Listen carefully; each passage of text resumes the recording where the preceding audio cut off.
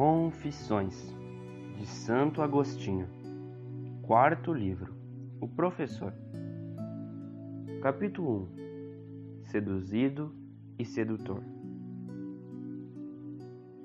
Durante os 9 anos que se seguiram, dos 19 aos 28 anos de idade, fui muitas vezes seduzido e sedutor, enganado e enganador, em meio às diversas paixões, ensinando de público as ciências chamadas liberais, e em particular, praticando uma religião indigna de tal nome. Ora soberbo, ora supersticioso, sempre vaidoso, ora em busca do quimérico louvor popular, até mesmo de aplauso no teatro, e dos concursos de poesia, das disputas de coroas de feno, de espetáculos frívolos e do desregramento das paixões. Ora, desejando purificar-me dessas manchas, levava alimento aos chamados eleitos e santos, para que estes, nas oficinas de seus estômagos, fabricassem anjos e deuses que nos libertassem. Eu tinha essas opiniões e as praticava, como meus amigos, enganando a eles e a mim mesmo. Riam-se de mim os orgulhosos, ainda não salutarmente humilhados e esmagados por ti, meu Deus. Mas para teu louvor, não deixarei por isso de confessar minhas indignidades.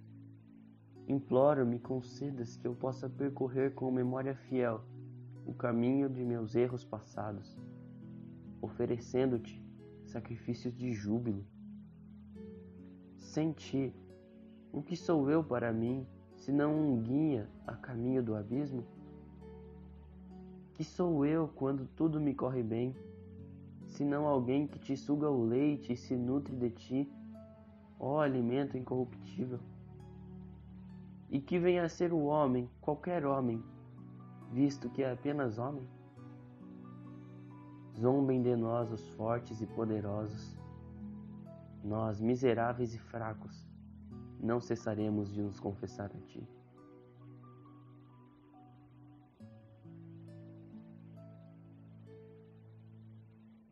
Capítulo 2. O professor de retórica. O amor de uma mulher. Naqueles anos, eu ensinava retórica. Vencido pelas paixões, eu vendia tagarelices para ensinar a ganhar causas.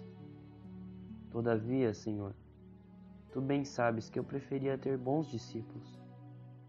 No verdadeiro sentido da palavra, e sem artimanhas, eu lhes ensinava artifícios úteis, dos quais pudessem um dia usar, não contra a vida de um inocente, mas quem sabe para salvar a vida de um culpado. E tu, meu Deus, vias de longe meus tropeços nesse caminho escorregadio, vias também, no meio de densa fumaça, algumas centelhas de fidelidade que eu oferecia aos discípulos que, como eu, amavam a vaidade e buscavam o que é falso. Durante esses anos, eu vivia em companhia de uma mulher, a quem não estava unido por legítimo matrimônio, mas que a imprudência de uma paixão inquieta me fez encontrar. Era, porém, uma só, e eu lhe era fiel. Como esta união, experimentei pessoalmente a diferença entre o laço conjugal instituído em vista da procriação e uma ligação baseada apenas na paixão sensual, da qual podem nascer filhos sem serem desejados, embora uma vez nascidos se imponham ao amor dos pais. Recordo-me também de que, tendo querido participar de um concurso de poesia teatral, não sei que adivinho mandou perguntar-me que recompensa estaria eu disposto a dar-lhe para me fazer sair vencedor. Eu lhe respondi que detestava e desprezava práticas tão abomináveis, e que não deixaria imolar nem mesmo uma mosca pela minha vitória, ainda que a coroa fosse de ouro puro. Ele de fato se prontificava a matar animais como sacrifícios e julgava evidentemente, com tais homenagens, invocar para mim o auxílio dos demônios. Mas não foi por amor à tua pureza, Deus da minha alma, que repudiei esse caminho, pois não sabia amar-te quem só conhecia os esplendores materiais. uma alma que suspira por essas falsidades, acaso não comete adultério longe de ti? Não se apoia em mentiras e apacenta ventos? Eu não queria que por mim se imolassem vítimas aos demônios, mas eu me imolava a eles pela superstição. De fato, que significa apacentar ventos, se não apacentar os espíritos diabólicos? Isto é, dar-lhes com nossos erros motivos para alegrias e zombarias? Capítulo 3. Interesse pela astrologia. Por isso, eu não cessava de consultar esses embusteiros denominados astrólogos, que pareciam não sacrificar nem dirigir preces aos espíritos para adivinhar o futuro. Todas as práticas desse gênero são coerentemente rejeitadas e condenadas pela verdadeira piedade cristã. É bom louvar-te, Senhor, e dizer-te: tem compaixão de mim, Senhor. Cura-me, porque contra ti pequei. Todavia, não convém abusar de tua misericórdia para tornar a pecar, e sim lembrar as palavras divinas: eis que estás curado. Não peques mais, para que não te suceda algo ainda pior. Mas esses impostores procuram destruir esse plano de salvação, dizendo: pecar é inevitável, e a causa vem do céu. É obra de Vênus, de Saturno ou de Marte. Evidentemente querem com isso inocentar o homem, que é carne, sangue e orgulhosa podridão. A culpa recairia sobre o Criador e ordenador do céu e dos astros.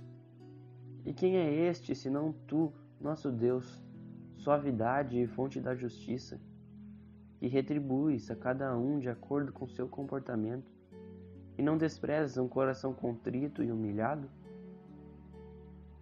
Ora, vivia nesse tempo um homem sagaz, ótimo e famoso médico, substituindo o cônsul, mas não como médico. Com suas próprias mãos colocou sobre minha cabeça insana a coroa pela qual eu lutara. Esse gênero de doença, só tu és o médico que o curas. Tu que resistes aos soberbos e dás a graça aos humildes. Contudo, mesmo através desse ancião, não me abandonaste, nem deixaste de me curar a alma. À medida que aumentava a nossa intimidade, eu me tornava mais assíduo e atento às conversas dele, destituídas de palavras rebuscadas, porém ao mesmo tempo agradáveis e profundas pela riqueza de pensamento. Quando ele soube pelas minhas conversas que eu me dedicava ao estudo dos livros de horóscopo, com paternal bondade me aconselhou a lançá-los fora e não despender em coisas vãs o tempo e o trabalho necessários a coisas mais úteis.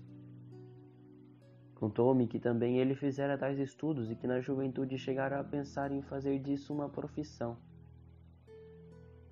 Se havia entendido Hipócrates, poderia também entender esses livros.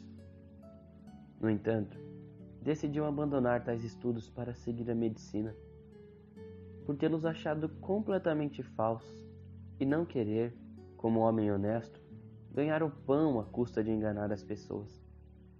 E acrescentou: mas tu tens a retórica que te oferece uma posição social, e cultivas essas falsidades apenas por prazer e não por necessidade econômica. Com mais razão deves crer em quem as estudou a fundo, com a intenção de fazer delas o seu único sustento. Perguntei-lhe então por qual motivo muitos presságios se realizavam.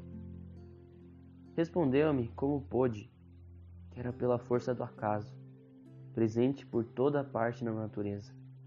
Se alguém, explicava ele, consultando por acaso qualquer poeta que canta e pensa uma coisa totalmente diversa, muitas vezes depara um verso extraordinariamente adequado à preocupação do momento, assim, não é para admirar que, em virtude de alguma inspiração superior, venha a soar na alma humana, embora inconsciente do que lhe está acontecendo, alguma palavra que se harmonize, não por arte, mas por acaso, com a situação e os atos da pessoa que interroga. Esse aviso eu o recebi desse homem, ou melhor, de ti, por intermédio desse homem, e me esboçaste na mente as linhas de um pensamento que eu deveria desenvolver mais tarde, por conta própria. Mas nesse momento, nem ele, nem o meu caríssimo Nebrídio, jovem muito bom e reto, que costumava rir de qualquer gênero de adivinhação, conseguiram persuadir-me a livrar-me disso, porque, mais do que eles, influenciava-me a autoridade daqueles autores. Também eu ainda não havia encontrado prova evidente, como desejava, que me mostrasse sem ambiguidades que as predições dos astrólogos consultados atingiam a verdade por acaso ou por sorte, e não pela arte da observação dos astros. Continua.